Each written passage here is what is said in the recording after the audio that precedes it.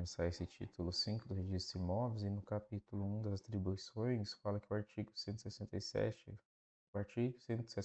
fala que no registro de imóvel, além da matrícula, serão feitos o registro de várias coisas aqui, a averbação de várias outras coisas que não faz sentido ler, e o parágrafo único fala que o registro previsto no item 3 do inciso 1 do caput e a averbação prevista no item 16 do inciso 2 do caput desse artigo será efetuado no registro de imóveis de circunscrição onde o imóvel estiver matriculado, mediante apresentação de uma via de contrato assinado pelas partes, admitido da forma eletrônica e bastando a coincidência entre o nome de um dos proprietários e do locador.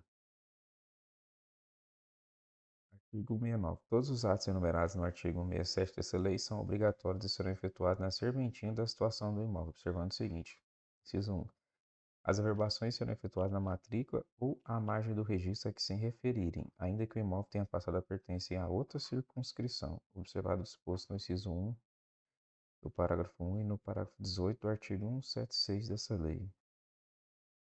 Inciso 2. Para o imóvel situado em duas ou mais circunscrições, serão abertas matrículas em ambas as serventias do registro públicos.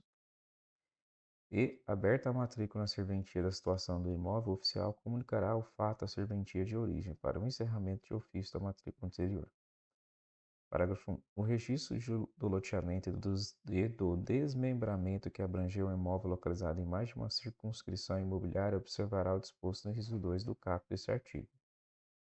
E as matrículas das unidades imobiliárias deverão ser abertas na serventia do registro de imóveis da circunscrição em que estiver situada a unidade imobiliária, procedendo-se às averbações remissivas.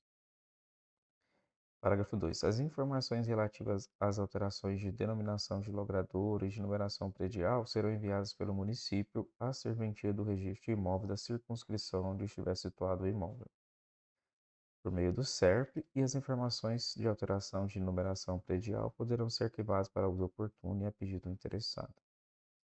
Parágrafo 3. Na hipótese prevista no inciso 2 do caput deste artigo, as matrículas serão abertas com remissões recíprocas, com a prática dos atos de registro e de averbação apenas no registro de imóveis de circunscrição em que estiver situada a maior área, averbando-se, se conteúdo financeiro, a circunstância na outra serventia, e, se a área for idêntica em ambas as circunscrições, adotar-se-á o mesmo procedimento e proceder-se-á aos registros e as averbações na serventia de escolha do interessado, averbada a circunstância na outra serventia sem conteúdo financeiro.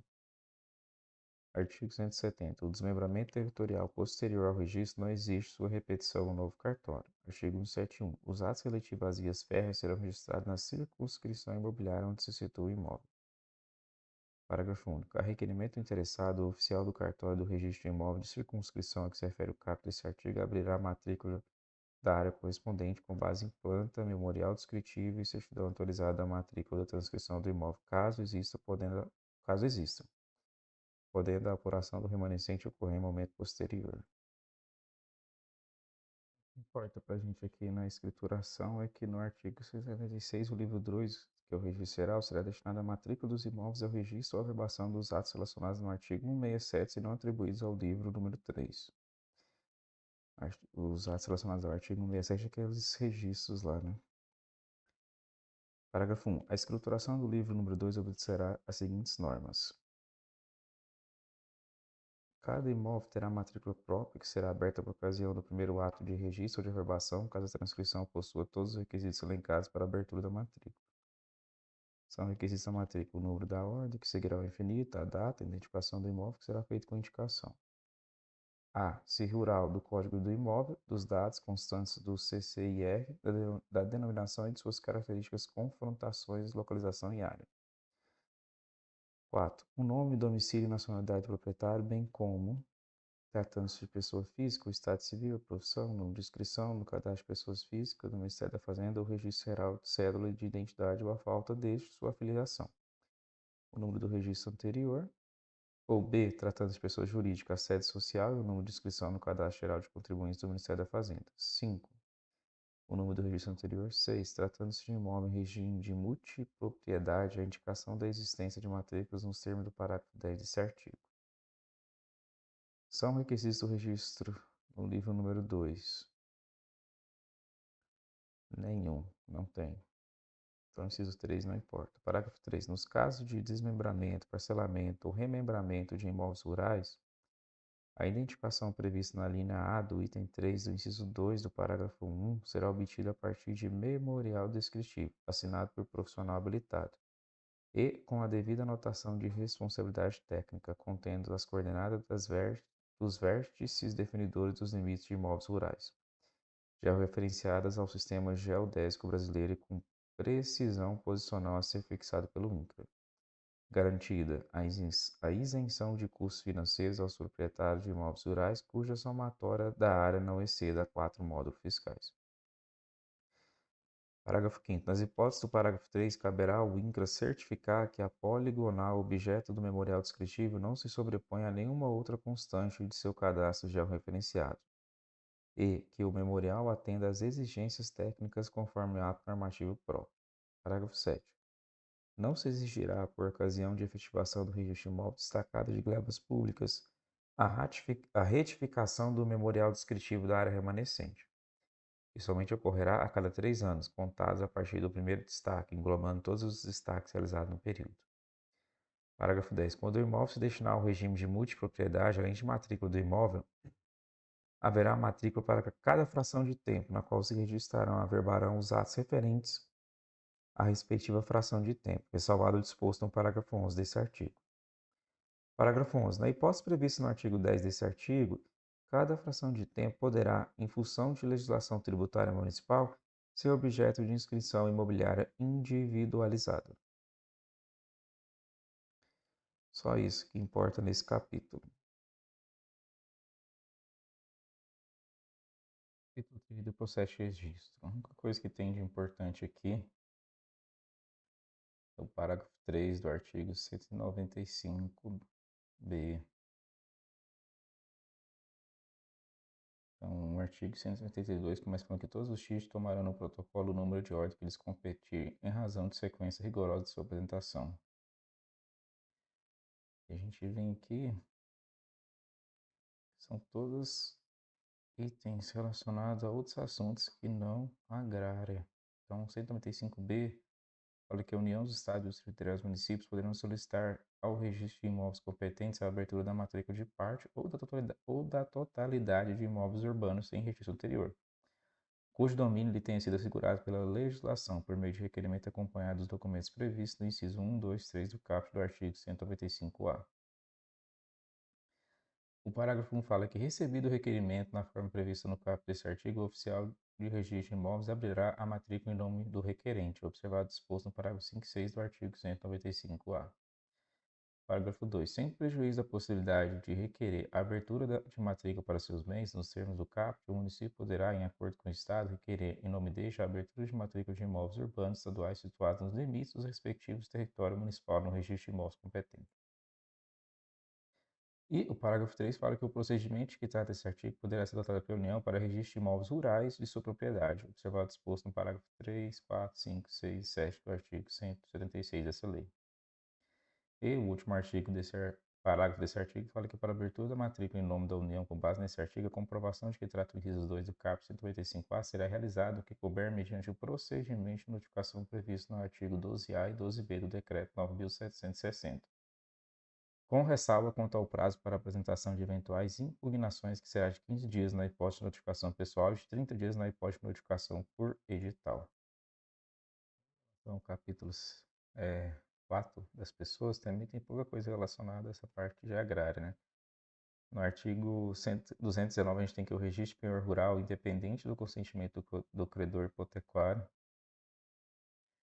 que está falando que, né, o registro e a verbação poderão ser provocados por qualquer pessoa, incumbindo-lhe as despesas respectivas. Nos atos a título gratuito, o registro também pode ser promovido pela transferente, acompanhado de prova de aceitação do beneficiário. E o registro do penhor rural independe do consentimento do credor hipotecário.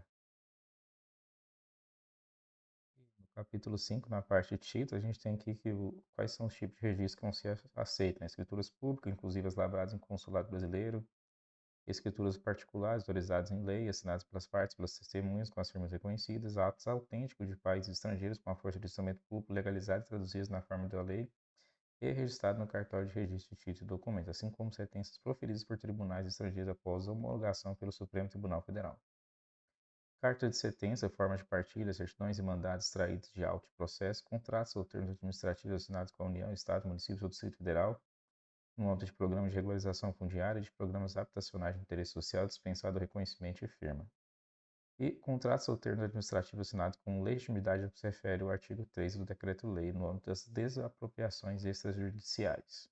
Sendo que o que vai realmente importar é o artigo 225, parágrafo 3. Então, no artigo 225 fala que os tabeliães, escrivães e juízes farão com que, nas escrituras e nos atos judiciais, as partes indiquem com precisão as características, as confrontações e as localizações dos imóveis, mencionando os nomes dos confrontantes e ainda, quando se tratar só de terreno, se essa fica do lado par ou do lado ímpar do logrador, em que quadro e a que distância métrica da edificação da esquina mais próxima, exigindo dos interessados certidão do registro imobiliário.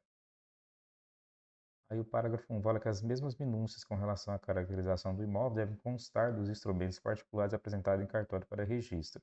E ainda consideram-se irregulares para o efeito da matrícula os títulos nos quais a caracterização do imóvel não coincida com a que consta no registro anterior.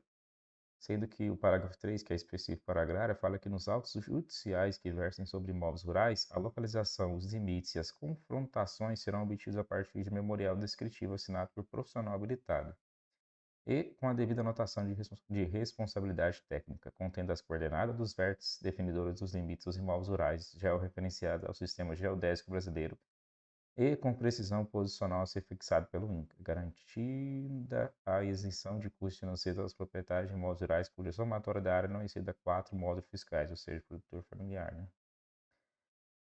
Artigo 226, para finalizar, fala que tratando-se de uso capião, os requisitos de matrícula devem constar no mandato judicial. Especificamente, né, sobre esse capítulo 6 aqui da matrícula, a gente teve aqui algo fora do normal, que é o artigo 235A, falando que instituindo o Código Nacional de Matrícula, que corresponde à numeração única de matrículas imobiliárias em âmbito nacional. O CNM referente à matrícula encerrada ou cancelada não poderá ser reutilizado, e o ata ou regedoria regulamentará as características e as formas de implementação do CNM. Capítulo 7 do registro. Aqui o mais importante é o artigo 239, sendo que o primeiro artigo fala que nenhum registro poderá ser feito sem que o imóvel a que se referir esteja matriculado.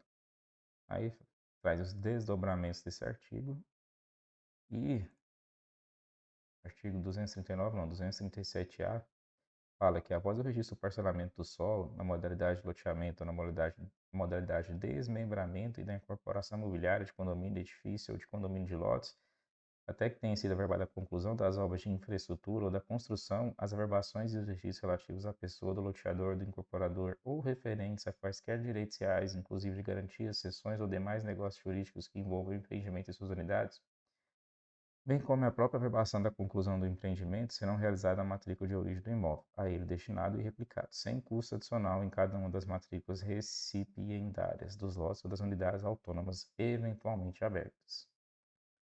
Para efeito de cobrança de custas e emolamentos, as averbações e os registros relativos ao mesmo ato jurídico ou negócio jurídico e realizados com base no caput deste artigo serão considerados ato de registro único, não importando a quantidade de lotes ou de unidades autônomas envolvidos ou de atos intermediários existentes. Parágrafo 2. No registro decorrente de processo de parcelamento do solo ou de incorporação imobiliária, o registrador deverá observar o prazo máximo de 15 dias para o fornecimento do número de registro ao interessado ou a indicação das pendências a serem satisfeitas para sua efetivação. Parágrafo 3. O registro da instituição do condomínio ou da especificação do empreendimento constituirá ato único para fins de cobrança de custos e emolamentos.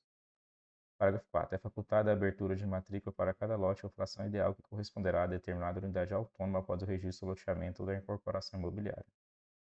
Parágrafo 5. Na hipótese do parágrafo 4, se a abertura de matrícula ocorrer no interesse do serviço, fica vedado o repasse das despesas dela decorrentes ao interessado, mas se a abertura da matrícula ocorrer por requerimento do interessado, o emulamento pelo ato praticado será devido por ele.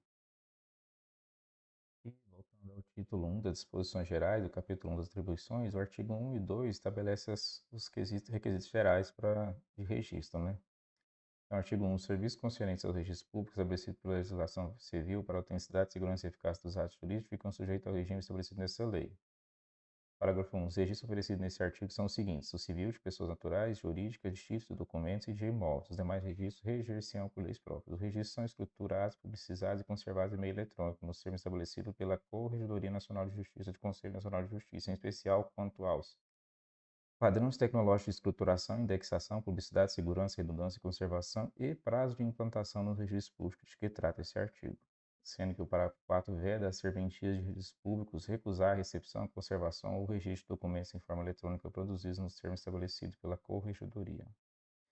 E o artigo 2 fala que os registros indicados no parágrafo 1 do artigo anterior ficam a cargo de serventuários privativos nomeados de acordo com o estabelecido na Lei de Organização Administrativa e Judiciária do Distrito Federal e dos Territórios e nas resoluções sobre a divisão e organização judiciária dos Estados. E serão feitos, para inciso 1, o do item 1 nos ofícios privativos ou nos cartórios de registro de nascimento, casamentos e óbito, os do item 2 e 3 nos ofícios privativos ou nos cartórios de registro de títulos e documentos, e os do item 4 nos ofícios privativos ou nos cartórios de registro de imóveis. Entendo então apenas esses artigos do título 1 inteiro que são relevantes para a gente.